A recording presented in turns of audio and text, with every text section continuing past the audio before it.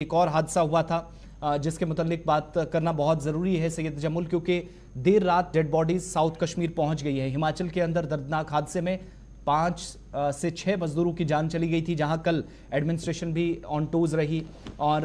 جو لواحقین کے ساتھ اظہار یکجہتی یا اظہار تعزیت بھی کر رہے تھے، لیکن ساتھ ساتھ ڈیڈ باڈیز کو ریکور کرنے کی واپس لانے کی جو کوششیں ہو رہی تھی، تقریباً 8 سے 9 بجے کے آس پاس ان باڈیز کو واپس لانے میں سید تجمل انتظامیہ کو مدد بھی ملی ہے اور تدفین کا سلسلہ بھی آگے بڑھ سکا ہے۔ آصف دیکھیں، جہاں آپ زوجیلا بائی پاس میں سڑک حادثے کی بات کریں، کیرلا کے شہری ہے اور یہ ڈیڈ باڈیز وہاں جائیں گی، لیکن بدقسمتی سے ایک اور المناک سڑک حادثے میں جب کلگام کے مزدوروں کو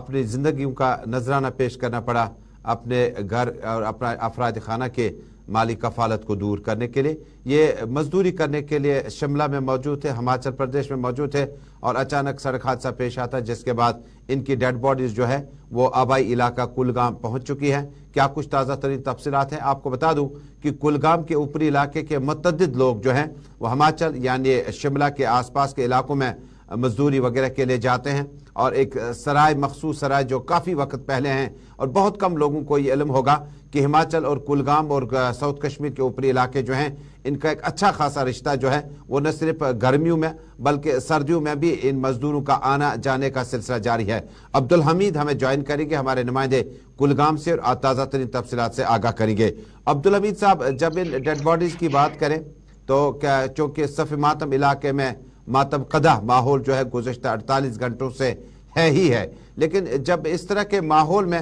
آپ ان لوگوں کو پاتے ہیں، افراد خانہ کے بارے میں بتائیے گا، اور جن لوگوں کی ڈیڈ باڈیز پہنچ گئی ہیں، اب کیا کسی قسم کی کوئی مالی دشواری کو دور کرنے کے لیے سرکاری یا غیر سرکاری تنظیموں کا کوئی قدم اٹھایا گیا؟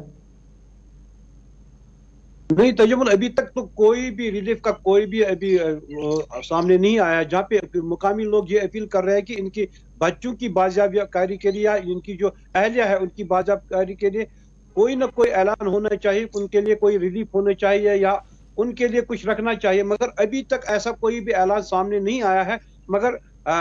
ضلع انتظامیہ یا گورنر انتظامیہ جو ہم کہیں گے، ان کی ذہن میں یہ بات تو ضرور ہوگی کہ ان کی جو افراد خانہ ہے ان کو کیسے بسایا جائے، تاکہ یہ واحد کفیل تھے، ان کے گھر کے جو کماؤ تھے وہ ان سے بچھڑ گئے ہیں۔ 2005 میں بھی جہاں پہ وہ ان کے بستی وہاں پہ اجڑ گئی تھی، اس کو بنانے کے لیے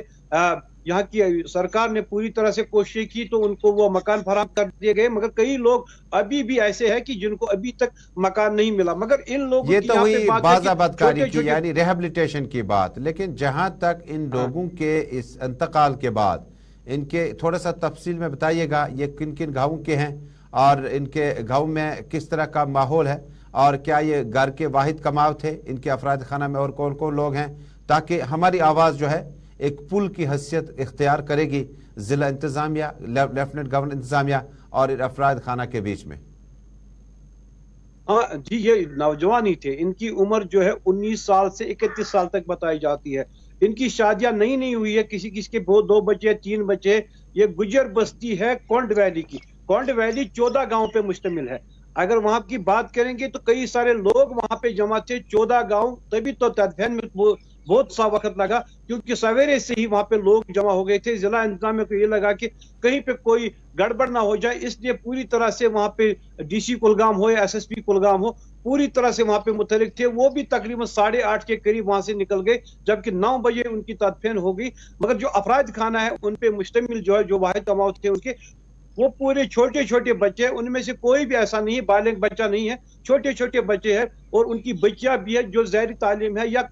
ابھی کوئی ایسا بھی نہیں ہے کہ جس کو یہ پتا لگے کہ اتنی عمر ہے اس کی کہ اس کو پتہ ہی نہیں کہ میرے باپ کے ساتھ کیا سلوک ہوا ہے، کیا ہوا ہے اس کے ساتھ، جو اگر وہ حادثے میں مارا گیا، مگر ابھی تک اس کے ذہن میں یہ نہیں اتر گیا کہ میرا باپ فوت ہو چکا ہے۔ وہاں پہ لوگوں نے بھی یہی آخری سوال عبدالحمید صاحب، ایک آخری سوال ہوگا، چونکہ جب مزدوری آپ کسی کمپنی میں کرنے جاتے ہیں تو آپ کا انشورنس کور ہوتا ہے، اور جب آپ کسی کمپنی کے ساتھ ہوں تو آپ کا پروویڈنٹ فنڈ بننا لیبر ایکٹ کے حساب سے بڑا لازمی ہے۔ کیا یہ نجی حیثیت سے کسی کام پر گئے تھے، کسی کانٹریکٹر کے ساتھ تھے،